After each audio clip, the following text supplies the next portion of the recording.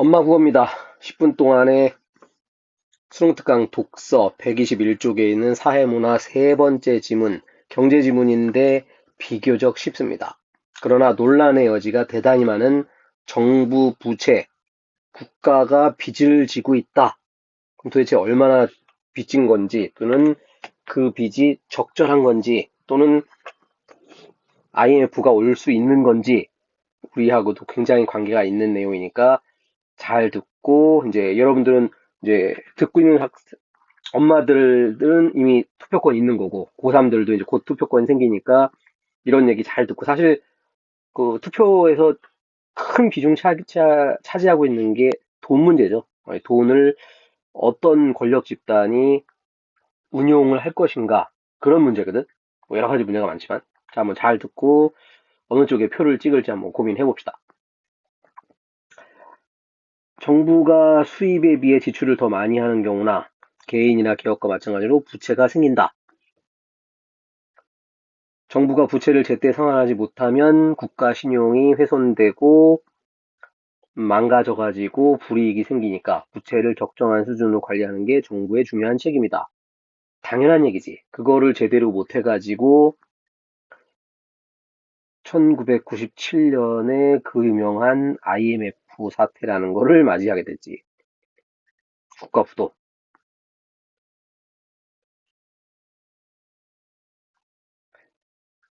그래서 요 최초로 우리 한국이 망한 거였거든. 그래서 그거에 트라우마가 있어가지고 사실 한국 사람들이 부채에 대해서 굉장히 겁을 많이 내고 있는데 저 뒤에서 그렇게 겁먹을 건 아니다 얘기를 해줄게요.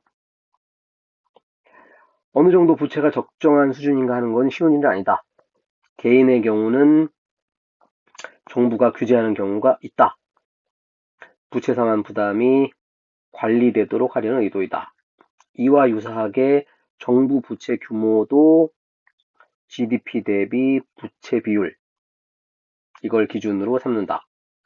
국가 총생산은 일정 기간 생산된 모든 재화 서비스의 시장 가치의 합으로, 이게 GDP겠지? 생산의 대가는 국가 차원의 소득이라고 해석될 수 있기 때문이다. 국내 총생산 대비 정부 부채 비율은 서로 다른 국가의 정부 부채 적정성을 비교하는데 유용하다. 선생님이 저 뒤에다가 표를 하나 갖고 왔어. 자, 그럼 국제 기준이 필요한 건데 세 가지를 보통 IMF에서 제시한다. 첫 번째가 국가 채무. 그냥 중앙정부와 지방자치단체가 순수한 빚.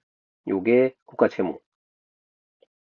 자, 두 번째는 일반 정부 부채, 비영리 공공기관까지 합친 거다. 비영리 공공기관, 그럼 뭐 되게 어려워하는데 별거 없고, 예를 들어서 뭐, 지방정부는 예를 들어 성북구청, 서울시, 중앙정부는 대한민국, 비영리 공공기관은, 그러니까 예를 들어서, 국가보훈병원, 경찰병원, 이런 게 이제 비영리 공공기관. 오케이. 자, 그 다음 세 번째는 비금융 공기업의 부채. 그러니까 공기업 그러면은 내가 써줄까? 대표적인 게 예를 들어서 마사회 뭐 이런 게 이제 비금융 공기업, 비영리 공공기관은 아까 얘기한 대로 뭐 보훈병원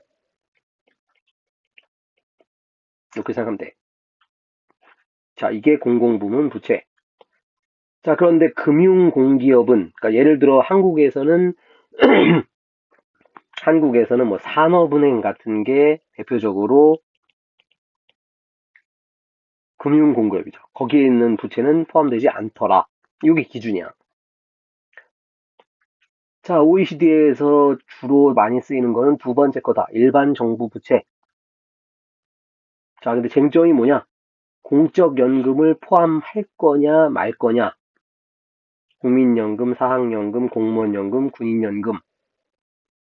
그 중에서도 공무원연금하고 군인연금. 요게 이제 대표적이다. 이런 법률에 명시되어 있으니까. 근데 많은 나라에서 공적연금의 부채는 공개는 해. 이거 군인연금 이번에 얼마다. 그런데 포함은 안 시키더라. 어쨌든 이거는 빼는 거라고. 현실이 그렇다고. 뭐 논란의 여지 있어봤자 국제 기준 따라야 되니까. 공적연금을 포함해야 한다고 주장하는 근거는 우리나라 같은 경우는 인구 고령화가 돼가지고 상황이 악화될 거다. 연금 받는 사람이 많아지니까. 반대로 그 부채가 연금 수입을 가져올 수 있고 운용 수익 가져와가지고 부담이 오히려 줄어들 수 있더라. 그래서 뒤에는 뭐 잘하자 뭐 이런 얘기. 자, 여기 뭐 별거 없고 재정상태표는 경제에서 자산이라는 거는 부채 더하기 순자산. 그러니까 부채도 자산에 포함되는 거야, 경제에서. 그리고 지금 이 글과 연결되는 거는 요 부채라는 건 국가 채무에 해당한다. 나머진 필요 없고. 그래서 빈칸 간단하게 채워보면은 공적연금을 부채에 포함시킬 거냐? 하자. 연금 개혁으로 재원 부족 문제가 감소하고 있다. 우리나라는 인구 고령화로 악화가 예상된다.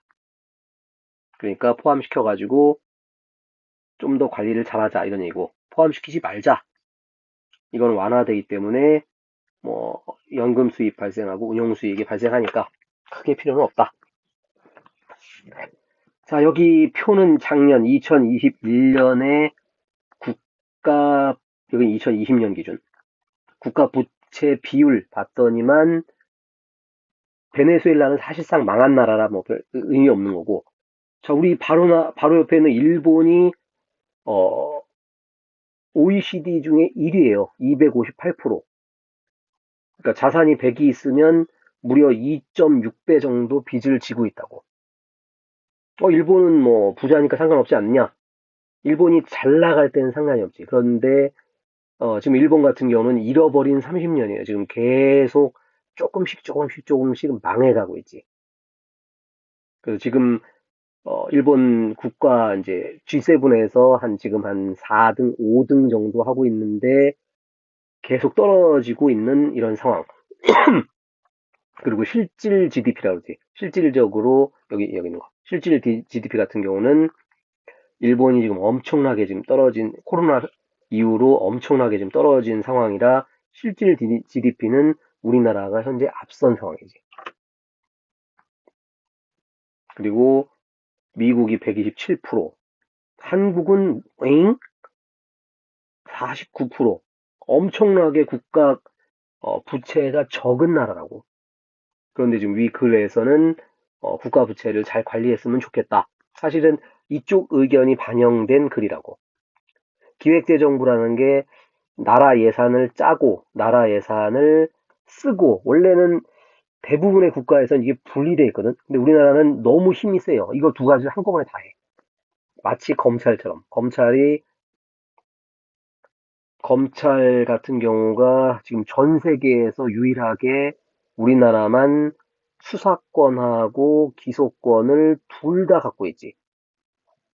유일하게.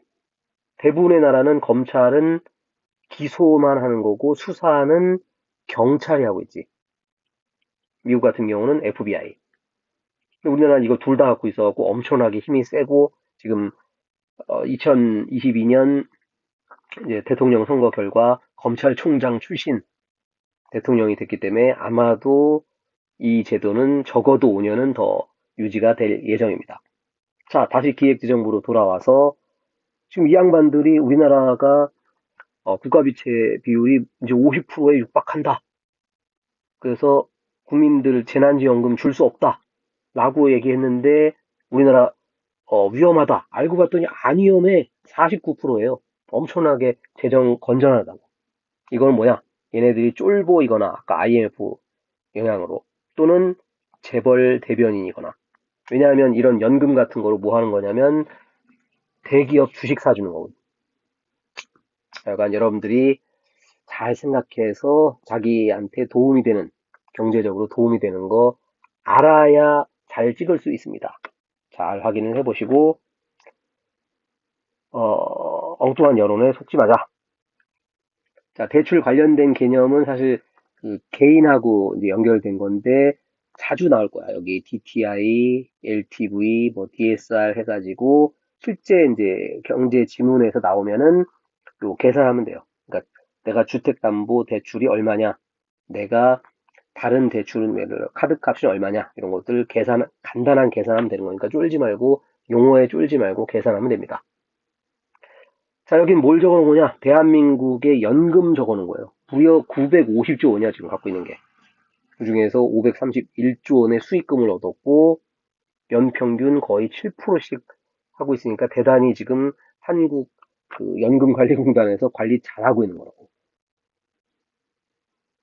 근데 이제 고령화가 되고 있으니까 어느 정도는 조정이 필요하겠지만 뭐 연금이 망한다. 국민들에게 줄 수 없다. 개소리죠. 가장 잘하고 있는 나라가 싱가포르 같은 나라인데 여기는 300조 원, 나라가 작으니까 300조 원인데 알차게 연금 운용을 해가지고 수익이 우리나라가 한 7% 정도인데 싱가포르는 거의 한 10% 정도 1년에 30조 원씩 수익을 얻는데 대단히 잘하고 있죠. 어쨌든 이런 지문을 통해 가지고 여러분들 당장 뭐 고3들 같은 경우는 뭐 당장 지금 용돈 쓰기도 바빠 죽겠는데 내가 나라 것까지 생각을 하겠느냐. 지문에 나오니까. 지문 나왔을 때 산수 계산 집어넣어 가지고 충분히 해낼 수 있고 여러분들 이제 투표권 가졌으니까 어느 쪽이 나한테 도움이 될지를 잘 고민하길 바랍니다. 구독, 좋아요, 엄마 국어.